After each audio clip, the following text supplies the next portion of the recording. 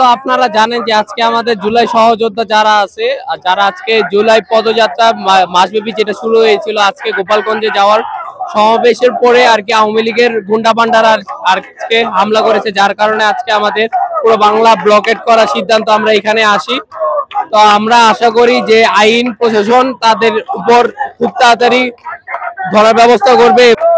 আপনারা জানেন গোপালগঞ্জে জাতীয় নাগরিক পার্টি এনসিপির যেই সারা দেশে পদযাত্রা, সে পদযাত্রা ছিল তার ধারাবাহিকতা গোপালগঞ্জ সমাবেশ ছিল।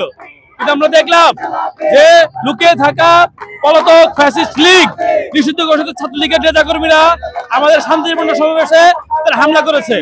আমাদের প্রশ্ন, এই সরকার ক্ষমতায় থাকতে কিভাবে তারা সাহস পায়? সরকার কেন এখানে দায়িত্ব নেয় নাই? পুলিশ প্রশাসন কি করে?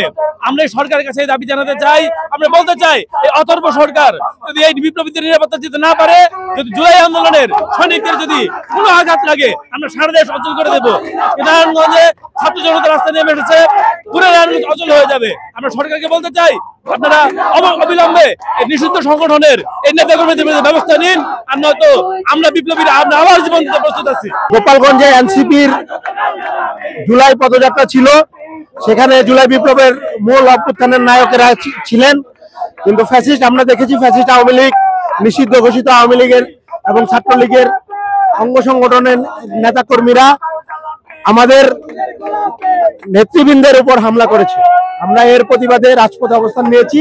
আমরা প্রশাসনকে এবং ফ্যাসিস্টদেরকে বলে দিতে চাই, যদি জুলাই গণ অভ্যুত্থানের নেতৃত্বের উপর কোনো হামলা হয় বা তাদের নিরাপত্তার প্রশ্নে ছাত্র জনতা কোনো আপোষ করবে না, তারা রাজপথের ব্যবস্থা নেবে। আমরা প্রশাসনকে বলতে চাই, আপনারা জুলাই বিপ্লবীদের নিরাপত্তা বিধান করুন, আর যদি না পারেন তাহলে ছাত্র জনতাকে বলে দিন। আমরা ছাত্র জনতা আমাদের দায়িত্ব আমরা নিব।